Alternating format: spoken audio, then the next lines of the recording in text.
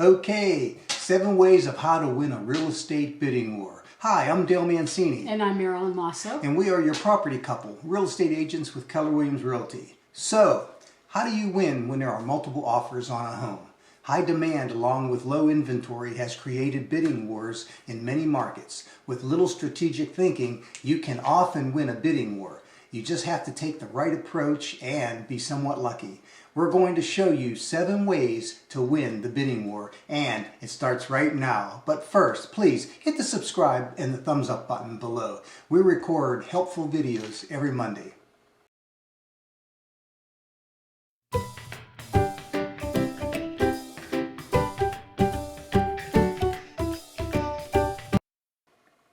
First, have your pre-approval letter in hand and act fast. Be ready. Surprisingly, only 52% of buyers obtain a pre-approval letter before they begin their home search. A pre-approval letter tells the seller that you're a serious and qualified buyer about buying their home.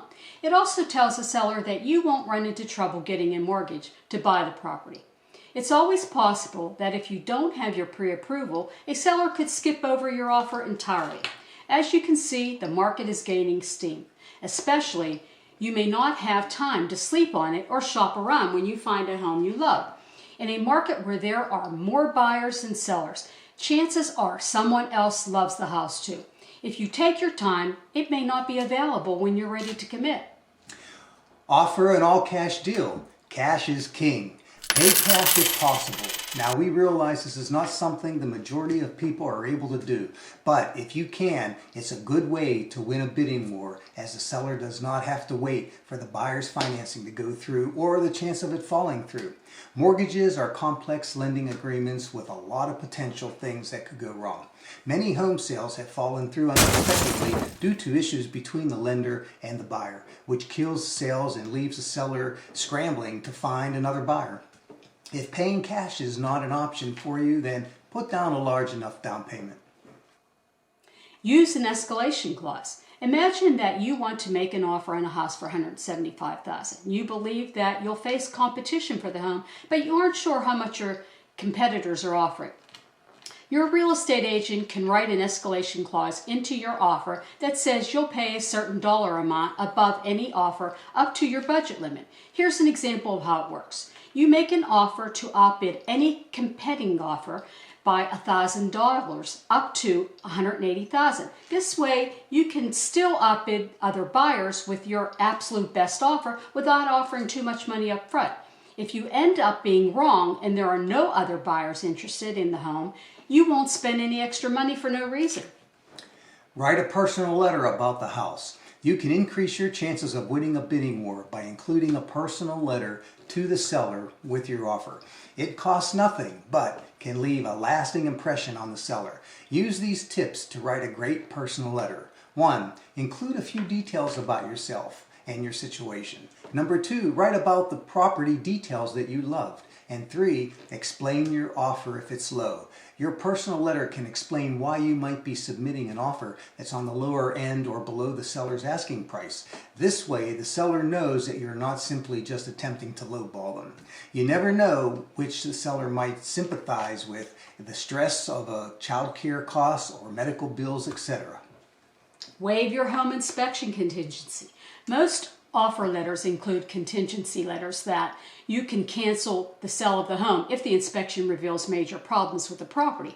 Although you can make your offer stronger by agreeing to skip the inspection contingency, you'll be taking an enormous risk. Unless you know for a fact that the property has been properly maintained, which might be the case if you're buying from a family member or a close friend, or you might be purchasing a home with great looks, but hiding some urgent and expensive repairs. But if you feel able to chance the potential risk and want to make the offer as clean as possible, do a thorough walkthrough of the home. Here are some things to mark off your walkthrough checklist before submitting your offer. Make sure all the lights and outlets in each room work. Assure the toilets, shower, and tubs, faucets aren't leaking. All home appliances are functioning. Gutters are clean, secure, and directing water away from the home. Garage door opens and closes correctly. Home security system arms and disarms as it should. And very importantly, Make sure there are no cracks or other issues with the foundation or mold on the walls in the basement. You can ask the owner for a record of previous repairs and ask for a home warranty. Keep time frames short for inspections and closing dates. Okay, if you are too afraid of waiving the home inspection altogether, keep the contingency time frame short. Every contingency in a real estate contract is a potential roadblock to a seller. By making the home inspection time frame quick, you are taking one hurdle off the seller's plate. When a seller accepts an offer, their home is off the market. In a strong seller's market, the last thing the owner wants is to be waiting for an extended period for the home inspection to happen. Make the contingency period for inspections no more than a week. The coordination of buying and selling can be very stressful. Giving the owner the closing date they want can often be the difference in getting the house or not. When in doubt, consult with a real estate pro for the best strategies.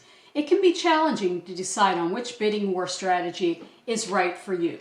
Have a discussion with your realtor to determine which path is the clearest and possible chance to winning the home you want. Formulate a plan with your real estate agent on what it will take to land the house. Have your agent speak with the listing agent to find out what, if anything, can be done to make your offer more attractive. If for some reason you come in second place, have your agent stay in touch with the seller's agent. There is always the chance that the sale can fall apart. Keep yourself ready to pounce if that happens. You might even ask if you can put in a backup offer so you will be first in line if the sale does fall through. Well, we hope you enjoyed these bidding war tips. The key for how to win a bidding war is to put your best foot forward and don't look back. Again, I'm Dale Mancini. And I'm Marilyn Masso. Realtors with Keller Williams Realty. Watch our video on common home buying questions for your home purchase. And please, don't forget to hit the subscribe button and the thumbs up button below. Thank you for watching.